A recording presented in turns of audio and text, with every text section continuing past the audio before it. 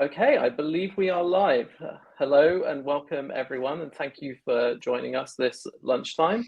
As you can see, I'm joined by our wonderful panel here, and I'm actually going to let them introduce themselves. So if you will humor me for just a few moments, I will start by doing a few quick bits of housekeeping. I'm really looking forward to this discussion, so I'm going to try and get that out of the way as quickly as possible. So first thing to say is that all the views expressed on today's episode will be the panelists' own. We want this to be as interactive as possible. We would love to have your questions. You'll see that there's a box to submit your questions. Please introduce yourself in the comments, say hi, and we'd love to see and talk to as many of you as possible. We're going to stick to a tight 50 minutes for the discussion and questions. We'll try and weave in as many questions throughout the discussion as possible, but then we'll allocate some dedicated time at the end as well. And then if my colleague Molly is from our customer success team is going to join at 10 to, and she's going to do a very quick whistle-stop overview of what we do here at Sona. So if that's of interest, please do stick around for the last 10 minutes as well. And just last thing is that this is all being recorded. It will be available on demand via the Livestorm platform and later on our YouTube as well. So if you don't have the chance to watch all of it, or you want to share it with a colleague later on, then you will have the opportunity to do that. And with all that being said, I now have the pleasure of welcoming our panelists for our discussion on employee empowerment. I'm going to start with Geraint. Do you want to just quickly introduce yourself and then pass it on? Of course. Hi, everybody. I'm Geraint Thomas. I run a company called Guided Innovation. We help care organizations to find the right technology to solve their challenges. So we know what it is to try and run a care organization in the UK and the challenges that you all face with that. And we're geeks. You know, we know what's on the market. We know the good, the bad, the ugly products that are out there, and we help you navigate that. And I'm really looking forward today to talking about employee engagement. It's a key thing for our sector, and I hope you all ask us some very difficult questions. Oli? Perfect. Thanks, Geraint. I'm Oli. I'm one of the co-founders of Sona. We're building the future of workforce management, or we call it the people operating system for the frontline workforce. And specifically, we are super focused on the social care sector. I sit on the operations and customer success side of the business. So I work with a lot of our customers, making sure that they get the most out of our product and to get some insights from them on their day-to-day operations. And with that, I'll hand over to you, Nuno. Good afternoon, everyone. So I'm Nuno. I'm the founder and CEO of Nourish Care. We are a digital social care records platform. We take a stance across the business of caring for care teams very much in the same way that they care for people. And I accumulate that with a number of other roles. So I'm the co-founder of the Care Software Providers Association. I sit on a number of panels within that. I have regular engagements with ministerial level, with essential social care, adult social care, all party parliamentary groups. And at the same time, I sit with the Professional Records Standards Body and a number of other initiatives related to interoperability across the sector. I mean, that's the in a nutshell. Thanks, everyone. Let's dive straight into it. So we're going to start with the most obvious scene setting question, and that is, what does employee empowerment mean to each of you, and what do you think that looks like in a care setting? And if you are in the audience, we actually would love to hear what you think as well. So I'm going to start a poll now. But Oli, do you want to kick us off on that one? Yeah, absolutely. Thank you.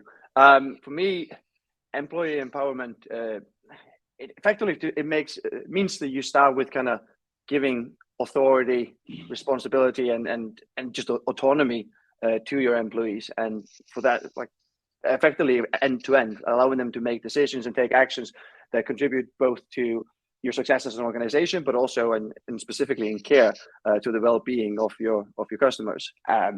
And so that can take many forms. And I think, like, to be successful at doing those things, it's important to start off with effectively like making it easy for people to be successful in these things. I think of things like giving them some freedom, giving employees some freedom on how to work is a big thing, and when to work is also big in that context.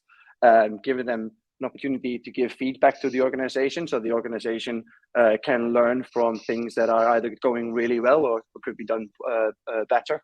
And not just do that as a one-off exercise, but do that on a more regular basis, so that people can start to improve continuously across the organization. Giving them access to training and kind of learning and development opportunities so they can progress.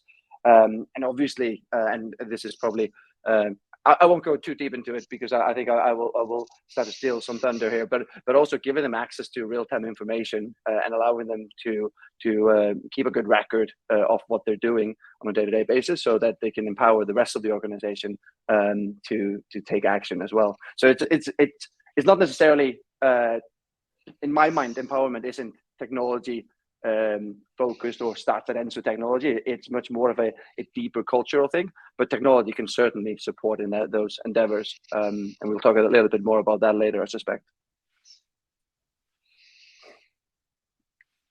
Nuno, do you want to pick that up now?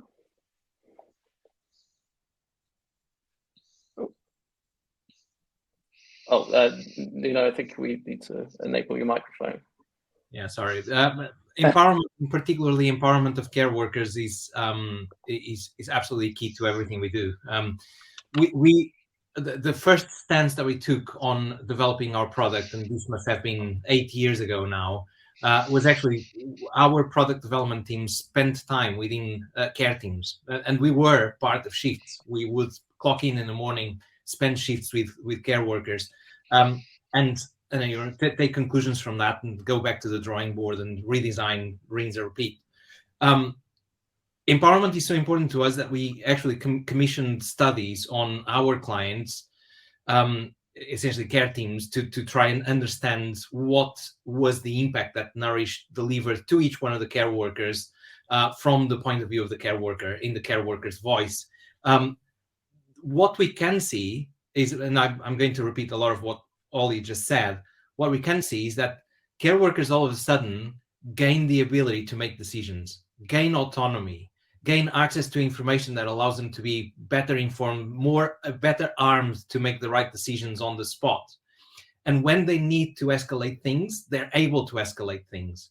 So technology in this environment doesn't really bring empowerment if the culture isn't there. But if the culture is right, then technology just enables care workers to do their job in a way that they weren't able to do before, and with a speed of kind of responsiveness within the care team that just wasn't possible. So care teams that have the right culture, that embed products like Nourish, it's the change in the feeling of each care worker goes from, in some cases, I'm doing a job that is borderline impossible, to I'm doing a job that I feel like I'm in control of. And actually, as a result of my job, I'm keeping people I'm supporting safer, and I'm making sure that they have the best possible day they can have. That for us just means everything. So it's kind of, that's empowerment in our world.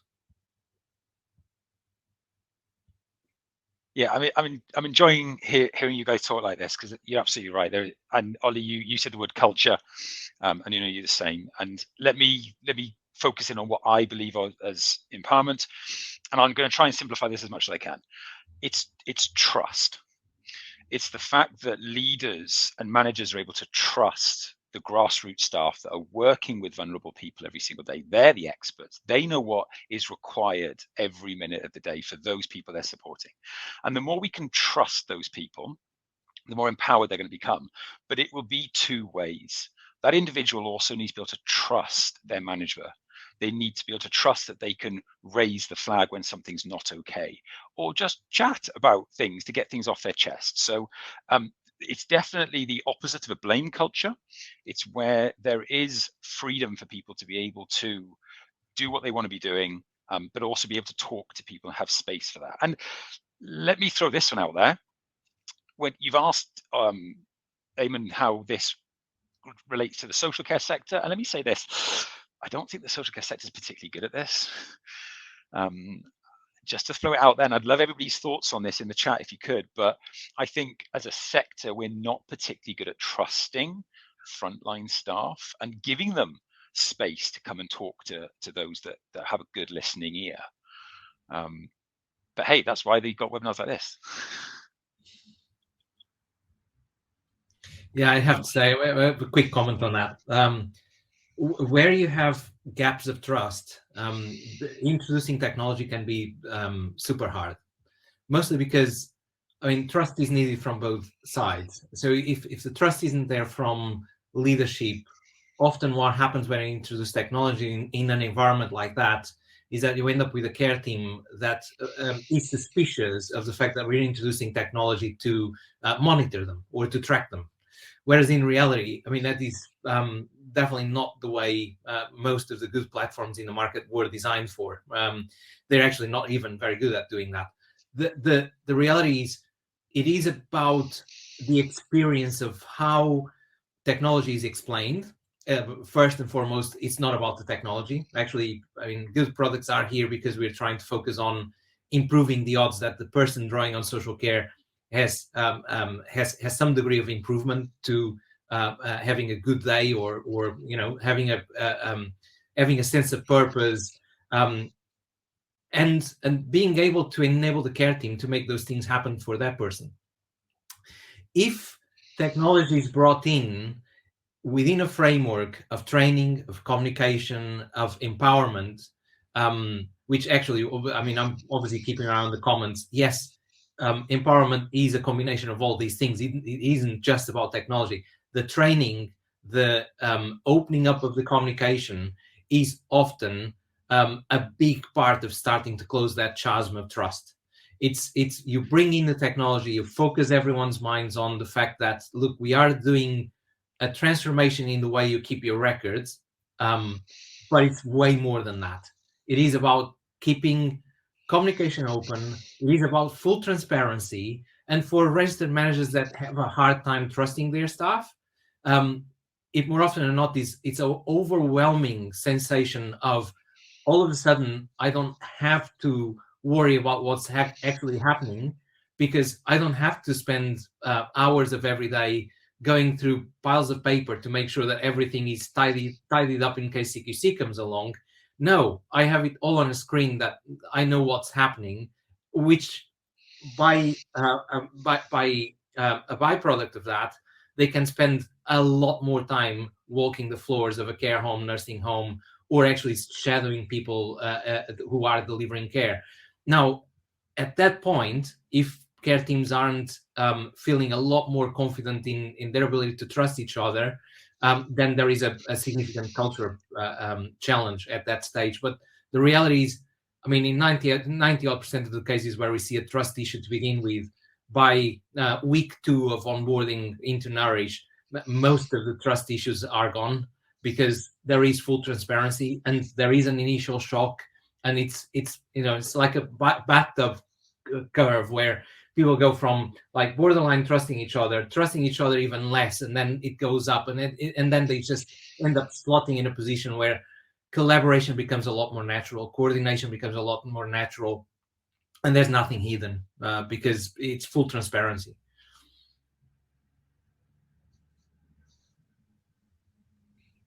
Do we have any other views on that issue of trust, which has actually been commented on quite a few times? So really interesting comment from Debbie saying, trust is allowing people to fail and supporting them. The CQC isn't open to this culture. The regulator will not like that. It's sad, isn't it? You know, trial and error is a key part to learning. We should be letting residents, service users, vulnerable adults try and fail. But we can't allow staff to do it. So yeah, Debbie, I'm with you on that. Yeah, we have a few. It's not the majority, unfortunately. We have we have over 3,000 care providers using our platform right now. But there's a few dozens that are the troublemakers, and the amount of times that we have people who are receiving support themselves who are the ones holding the device and making their choices and coordinating their care. And yes, I am pretty sure that if you look at it from the wrong angle, there's lots of reasons why we shouldn't do that. No one cares. It's the right thing to do, so we just do it. And actually, yes, you can end up with the wrong inspector walking to that service and trying to kind of start wagging fingers and trying to apportion blame. The reality is most inspectors will actually see the point of doing that. But yes, I understand regulators are still a little bit behind of the curve on that one.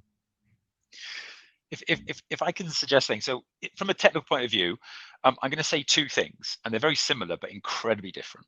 So let's imagine you have bought a new piece of software and there's a functionality in there that could be a little bit iffy and somebody could take advantage of it. I hear this said to me quite a lot by care leaders. I can't possibly turn that function on because staff will misuse it. So I hear that quite often. Let's talk about products that will allow staff to swap shifts with each other, or a product that allows you to delegate permissions to someone else to do your jobs for you because you're swamped. You know, these kind of things. But let me spin that around. I definitely want this feature turned on for staff so that I can monitor those that misuse it. One of these is incredibly empowering and one isn't. So the second one is trusting all your staff equally. Now, we are social care. We do suffer from people with no other jobs or career prospects choosing us. So yes, we will have lazy staff, or maybe have staff that don't listen very well.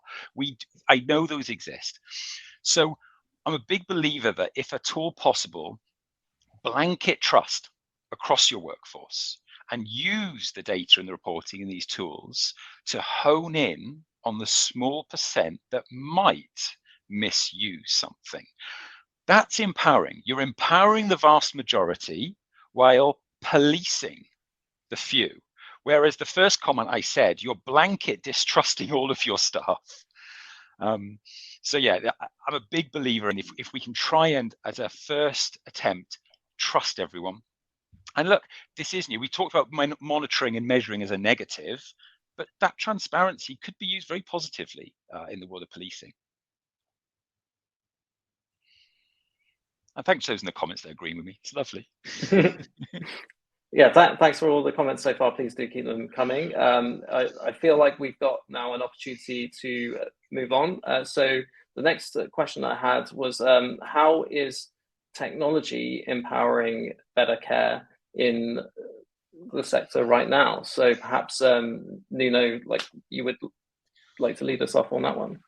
Yeah, I'll take that one. So technology, there's so many examples. It's almost overwhelming how, and I could take the next hour just answering that question.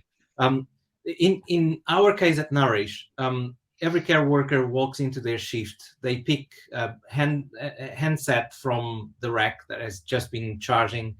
They log themselves in, and that's their device for the shift. First thing they see on screen is their handover. And the handover is a lot more than a list of notes. It's basically kind of situational awareness for the care team and the people we're supporting right now. I mean, that is a massive change when it comes to situational awareness. When we are recording things on paper, the situational awareness comes from the number of nurse call alarms that you can hear right now, or if someone's shouting. In a digital environment, you can keep calm and you can coordinate the entire team across multiple floors, across even a postcode patch. Care teams are able to not just record the information, but be nudged by information that was just recorded by somebody else, which means that all of a sudden you have an ongoing real-time update of the situational awareness for all the people you're supporting. And the team is able to make decisions. So if by 12 o'clock Frank didn't drink or didn't hit, say, 30% of their hydration target, the team knows Frank, and the team is able to say, well, at this stage we know what to do. It's time for an orange juice. The team doesn't need to be told. The team will coordinate because the they all know Frank. B, if the ones that who don't know Frank have a quick summary of Frank's preferences on their fingerprint on fingertip access, and if for some reason Frank is showing a strange behavior, they're able to, from the screen, just nudge and almost amber mark Frank and say that, look, we all need to keep an eye on Frank today.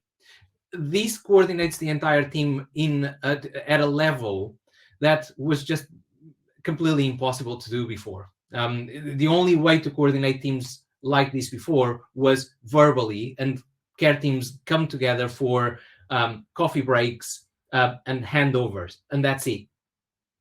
With this sort of behavior, care teams and care workers who are more proactive, and I have to say, yes, there are bad eggs. The vast majority of care workers are doing it for the right reasons and want to feel empowered to do it for the right reasons. Care workers are able to get to know people and are able to action things. And I'll give you a couple of examples that are, I mean, they are almost anecdotes, but these things happen every day in every care service that uses our products. Care service locally, I'm based in Bournemouth, care service locally, specialist in dementia, very, very proud of their ability to have very comprehensive life story recording before and after admission, and therefore with knowing the life story of each individual, knowing what's important to them, how to engage, how to stimulate them so that they actually have a best chance of keeping social engagement, keeping a sense of purpose. So they take on a resident who was nonverbal. He just hadn't talked for best part of 6 months before he joined the service.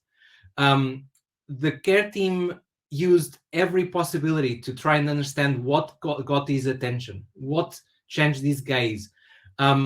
They spoke and engaged with every single member of the family that came into the service.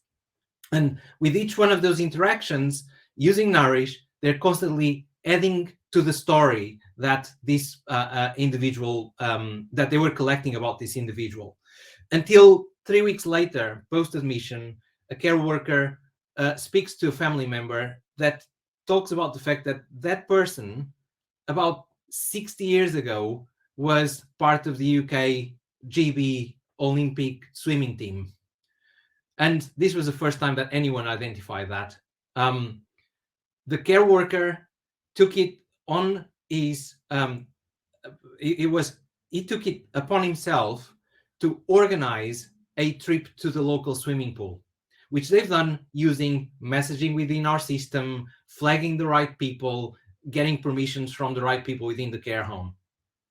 2 weeks later, the person went on their first experience of swimming at the local swimming pool. The person came out first. The moment the person got to the swimming pool, it was like a robot. It just swam. It was a second nature. So care worker gets massive kind of positive feedback from the entire team. Week later, takes the person for a swim. 3 weeks later, the person came out to the swim and started talking. And I'll just leave it there. And those stories, I hear them from absolutely every care team that I walk into. And when you actually take the time to hear those stories, care workers just don't. Every single care worker has an innovator within them. If we give them the right tools, they will accelerate the innovation. And when I talk about innovation, it's the innovation that really matters, right? It's the working out what is going to give this person a better sense of purpose, what is going to increase their well-being. And I feel super proud that Nourish is a big part of contributing to care workers being able to do that. Thank you, Nuno. Like, you put a smile on everyone on the panel's face there, so that was great. Oli, it sounds like you were ready to jump in there. Yeah, definitely. I mean, Nuno started talking a lot about, I guess, both continuity of care and leading into kind of the quality of care. And I think it's, the story itself was so touching and awesome, actually. Like, so yeah, I agree with Nuno that like those are definitely those are the perks of the job, right? You get some of those stories and you hear them, and it's super rewarding. But I wanted to kind of, I guess, talk a little bit about kind of in terms of the quality of care. Like, I guess Sona is is 1 degree removed, I guess, from some of these things, because we're not enabling on the job better care, if you like, or something like that. But some of our tools are certainly contributing to both the well-being of the staff, and then by extension the well-being of the people in the care homes, or in the customers, I guess. And so one of those that we hear often is not effectively being able to be a little bit more empowered. And when you work means that you come into work with more spring in your step, and kind of you're more excited about taking on the challenges. And so we see that a lot with our customers, that, you know, if you are constantly being asked to work additional shifts here and there, and if you're not in control of your shift patterns, it becomes a little bit forced and monotonous. Whereas if you are yourself picking and choosing the shifts you can actually work, that ends up being a much better pattern. So you can come in rested and fully engaged with the people that you are supporting, and I think that's huge. And the one other bit that I wanted to touch on is just this thing where you, through digitization, you enable people to give constant feedback, and whether that means the people that you support or your employees, both are equally important. I think, like technology in terms of empowering better care, it should empower managers or people that kind of run care businesses to listen. That's the main tool that I think is often missing. Enabling them to hear feedback both from the people they support, but also from their employees, and often indirectly, therefore, from the people they support, so they can action some of the issues that are happening inside of their businesses. And so I think, like, we can talk about at length about other technology initiatives, but those are the two that are kind of front and center. One being a very Sona specific, but the other being, I think, more generic. Over to you, Geraint. Yeah, if I talk generically. So what I was lucky enough to speak to a young carer recently, wonderful individual, really very much in love with this sector. And I asked her about this kind of stuff, about empowerment, about technology, and how she's found the sector since she's engaged with it. And she said this to me. She held up her phone and she said, you know, Geraint, as a 19-year-old, everything in my life is on here. You know, this is how I engage my friends, how I organize time with my friends, how I go out, how I buy a ticket to something, how I go to the cinema, how I book a restaurant, how I order in a restaurant. This is how my parents keep in contact with me. This is how I make sure that they're safe. This is how I make sure I'm getting the right train. You know, my map everywhere. This is my life. And I go into work and I put it away and I have nothing. I now have to find someone that knows about the person I'm doing and whether they can swim. I need to find out what their allergies are on a piece of paper over there. I need to go and look at a board to tell me what I've got to do today, what activities are on. And she said to me, you know, I'm not empowered. I don't have the ability to control my own time, control my own tasks, prioritize what I'm doing now that I've started work. And she was very passionate about the idea that, you know, once I've started work, surely I can now pick this out of my pocket. And again, I've got my work life at my fingertips. So I think, you know, accessibility and transparency over someone's tasks for the day is going to give them that empowerment and control. And, you know, yes, there's control and empowerment and freedom and trust. But yes, you know, I'm going to harp back on, somebody needs to monitor that. You need to be checking on that. You need to make sure that she is making the right decisions around prioritizing what she does in what order. And I asked that question to her, and she answered with, of course. She had this expectation. She said, until recently, my mum and dad could read all my texts because there was an app on my phone. You know, she'd been brought up in that world. So, you know, just to try and come across as young and hip, you know, your Gen Zs, your Gen Ys, you know, I genuinely believe they've got an appetite to be trusted and to have that accountability. And I am young and cool, please. Thanks for that, Geraint.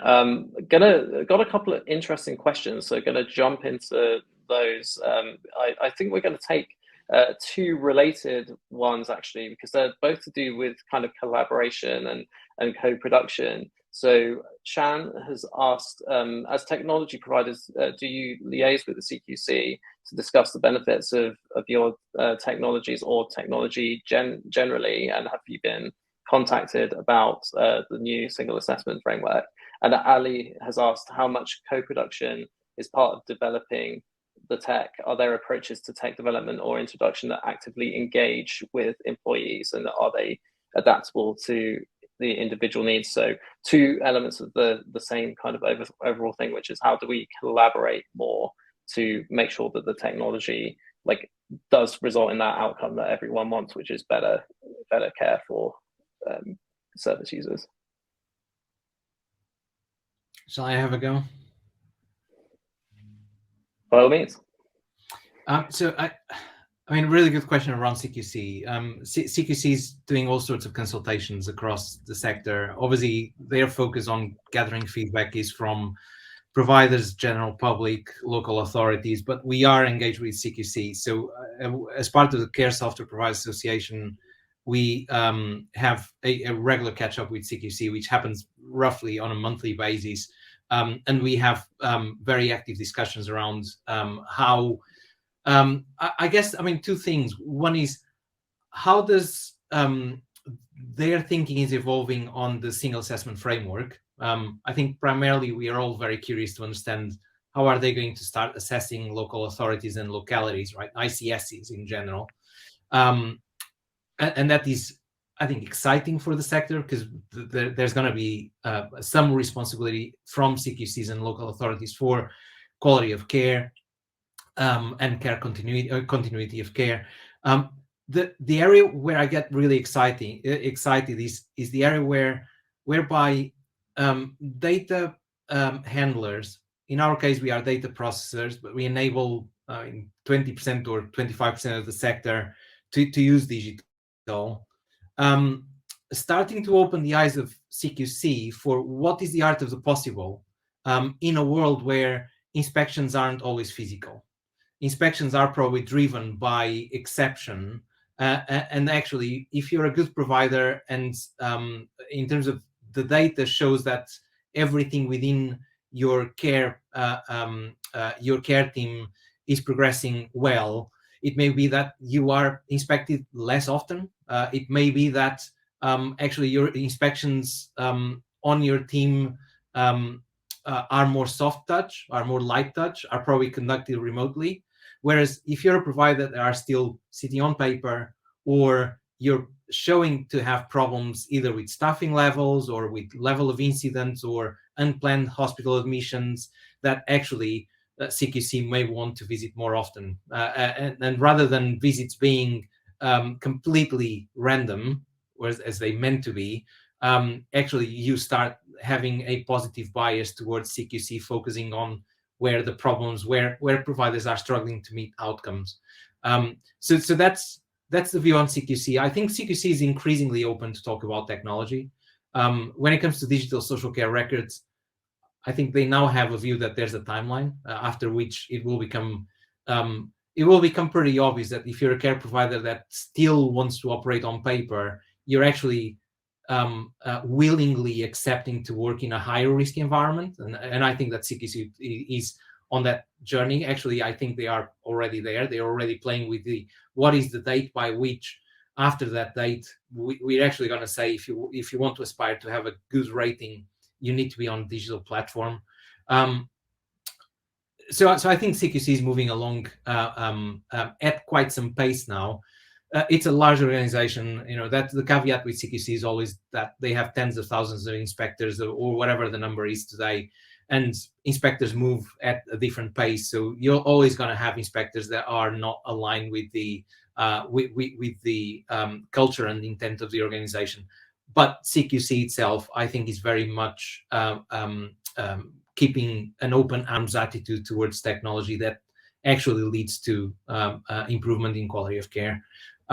Another area that I'm very, very keen to evolve with CQC and local authorities is making sure that we actually model the data that flows within social care, so that we minimize the repeated ask of registered providers to and registered managers in particular, because the work that registered managers do is already a high pressure job, and having lots of organizations around the care provider actually using digital the wrong way, which is now it's really easy for us to ask for more information. So if I'm a local authority, can you just fill in this form? If I'm Department of Health and Social Care, do a capacity tracker. If I'm CQC, I want you to do returns more frequently. That's not the right way to use technology.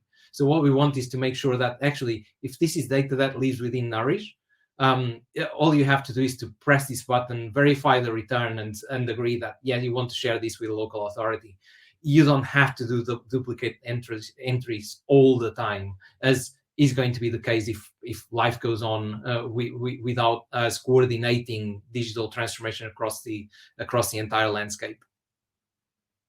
I feel like I spoke quite a lot. I have lots of comments around co-production. I mean, everything we do is co-produced with clients, with care workers, more importantly with users. So we provide customers direct customer support 24/7 to about 85,000 care workers every single day of the year. So and what that means is that if there are ideas, we encourage people to step forward with ideas. We collate those ideas, and those ideas contribute to our product roadmap. So our product is constantly being co-designed. And I'm not going to mention that, yes, we spend a lot of time in care homes, and we spend a lot of time with care teams in other care settings where we serve our product. So yes, everything that we serve it wasn't just our idea. It's a co-designed effort between us, care providers, people receiving care, their families, and other people around circles of care.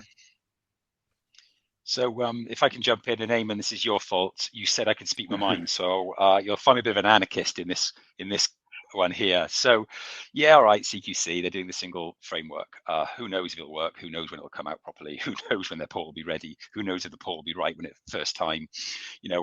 Perhaps I'm a bit of a cynic around this, but I am. But what I do know is CQC will follow through on their threat that you're going to get to a point of self-reporting, self-regulation. You're going to have to start reporting your numbers around things by uploading it to some sort of portal. This data will be held in systems like Nourish, and rostering systems and medication systems and HR systems around turnover and agency use and all this kind of stuff. So yeah, you need to digitalize as a care provider, because your regulator is going to lose a tolerance for not having this data digital. And they probably won't come and beat you over the head if you're not, but they'll make it difficult. It could take days every month to get your data together and upload it to these portals when they go live. So, if you've digitalized, it's just going to make those things better. I've seen some comments from you, Lindsay, around that stuff. That's fantastic. If I flip then to the co-production, I think software suppliers to the market, particularly the newer ones on the market, do a very good job of engaging with frontline staff around usability of products. I do have a saying that it doesn't matter how good a piece of software is if no one uses it. Usability for staff and utilization and engagement is really going to be key, and co-production is a key part of it. But to express perhaps a more negative view, I see very rarely softwares being co-produced with residents, service users, members, whatever you call them, the people you're working with. Very rarely do I see things in easy read formats. Very rarely do I see any speech to text products that allow for stammers and stuttering and things like that. I'm seeing, the fantastic technologies, assistive technologies you can get attached to wheelchairs, where people can press buttons and press pictures to speak for them. No one integrates with those. So, I'm looking forward to a stage in software to our sector that's going to see more products linking directly with the care plans that those are written about. Wow, tough act to follow. I'll try. Right. I think firstly, I guess on the co-production point, I just want to echo what Nuno said. We try to take a very holistic approach when it comes to, I guess, developing the product. It's also in our interest, right? Like it doesn't make sense to put technology in the hands of users that they can't properly use. And so the quicker we can get to the nuts and bolts of what is actually useful and helpful, the better. And to that extent, working with the end user, the carers. Nuno and I have been on a few calls together as well. So it's also about making sure that we talk between us as well in an easy manner. And actually, that touches on something that was talked about a little bit earlier. As a care organization, how painful must it be if you have to digitize 50, 60 times? Like for every single product, you are re-inputting the same amount of details all the time, and you have just people maintaining those instances on a regular basis. That's where I guess the kind of newer businesses and I definitely pride myself of being one of them, and Nuno is as well. We see things, I think, slightly differently than things that were developed 10, 15 years ago, where it was very much a case of this is and I'm not talking about sensitive data here. I'm talking about users' data and kind of how to make it easy for care workers. It was very much a case of we have this relationship with this care organization and we won't share it. Whereas in our world, it's very much of how can we make sure that our products talk between themselves so that they make it as easy and useful to the care providers as humanly possible. And we worked really, really hard to make that helpful. Like one example of this is that the stuff that comes out of the care planning products that Nourish has is directly related into the scheduling product of Sona. We literally take the hours of care needed for the people that are being supported, and we convert that into type of support that is needed, and ultimately into shifts. And that's only possible because both Sona and Nourish in this instance are talking very freely between themselves and kind of sharing the data for best practices. And so I'm super excited about what the next 5 or 10 years look like in this area. We'll talk a little bit about where technology will go as well, and I think that will make these things even more interesting. But the starting point has to be that you are trying to make people's lives easier, whether it's the end user or the carer.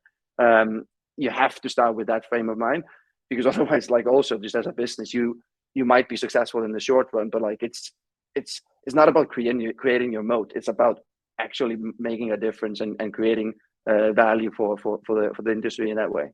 And so I'll leave it at that. Thanks, Oli. We've gone already to under 10 minutes left, which is hard to believe. There's one big topic that I really wanted to welcome Molly. Molly will be joining us for the Sona run through shortly. Welcome. So there's a big topic that was in the comments and also something I wanted to touch on. So please, if you can, before one wrap up question, sort of 1 to 2 minutes each on this issue of digital fatigue, and maybe us getting to a point where we've gone past the block of skepticism, and actually the bigger challenge is that there's so much technology. How do we stop it getting in the way of great care and stop people prevent overwhelm? Shall I go? Yeah, I'll take that one. Go on, Go on, yeah. Go on. I'll start with that one because it's actually something that it keeps me awake at night. There is a tendency for care providers to usually assume that my care workers will not take to technology easily. There's going to be a resistance, and therefore I'm not sure if this is going to work. And then the reality is, more often than not, care workers, and I did see a couple of comments about older care workers versus younger care workers. Yeah, please do get in touch, because we have some care workers who are probably older in age than some of the people who receive care, who are amazing users of technology. So I think that a lot of how people take technology and use it is in the how you communicate it and how you manage that change, how you manage the natural anxiety. A 72-year-old will require one-to-one training.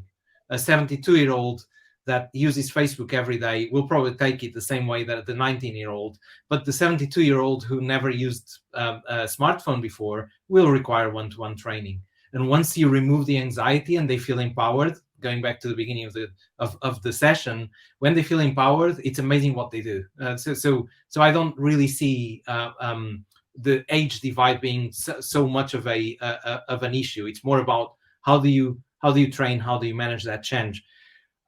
Going back to the technology fatigue, yes, we do see that. We see environments where care workers get so absorbed by recording things that in some cases we are starting to see people not taking their eyes off the phone as much as they should.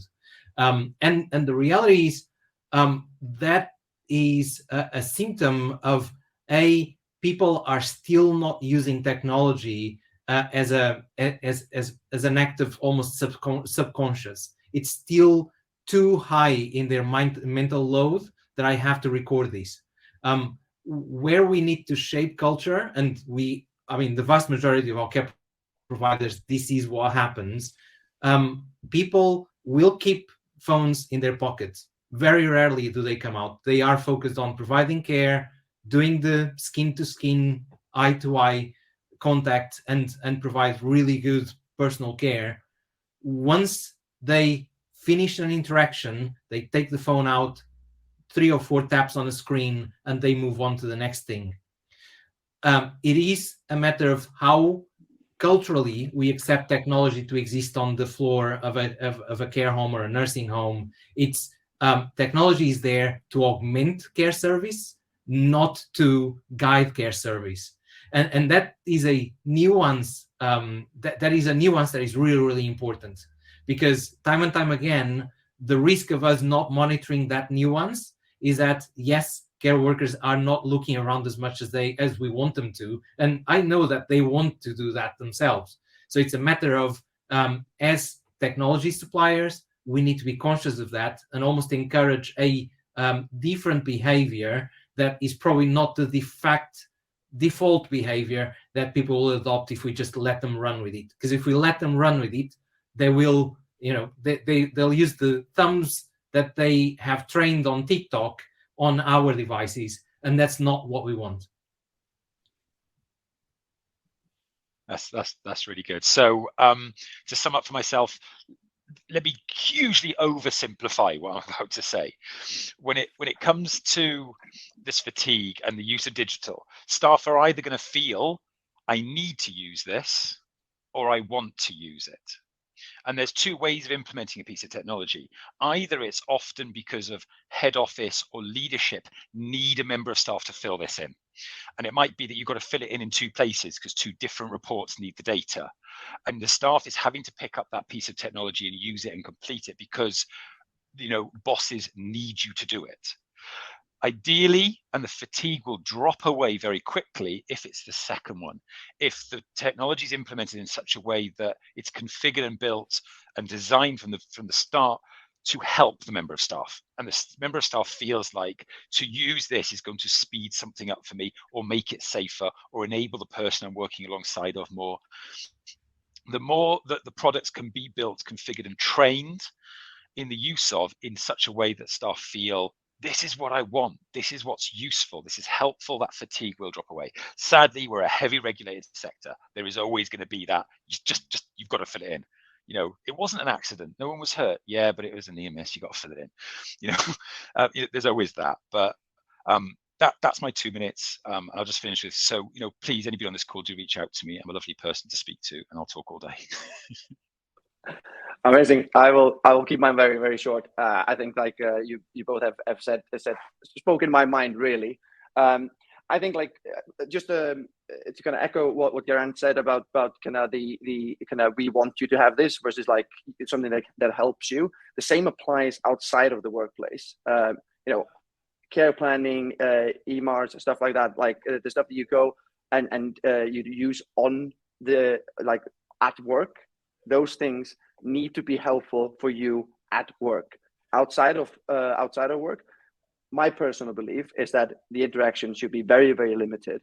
You shouldn't have people having to log into multiple different systems to be able to engage with you in different ways outside of work. You shouldn't be contacting people really frequently outside of work. You should allow people to engage with you, though, as a care organization, if they need to. And so being able to message their manager, being able to pick up additional shifts, being able to give feedback on the day, things of that nature, those are all things that are beneficial to the care worker, to the care professional. And those are the things, just like inside of the job, you rely on care planning like Nourish, and you rely on EMAR, and you rely on other software to help you do your job. Outside of your job, you can rely on things like Sona, but you should really be using it because it benefits you as an individual, not because it benefits the organization. As a whole, that will end up benefiting the organization, but the lens has to be shifted towards the care worker, not your business. That's my 2 cents. Thank you, Oli. What a great way to sum it up. And we're almost perfectly to time as well. So just on the point of getting in touch, we will send out an email to everyone. So Nuno, Geraint, I will speak to you about making sure that our lovely viewers can get in touch with you both if they want to reach out. And with that, I would like to thank you all for being part of this discussion. Really enjoyed it. And if you would mind just leaving the room now, I'm going to hand the floor over to Molly for a quick Sona overview. So Molly, it's all yours. Thank you very much. Thanks, everyone. Bye.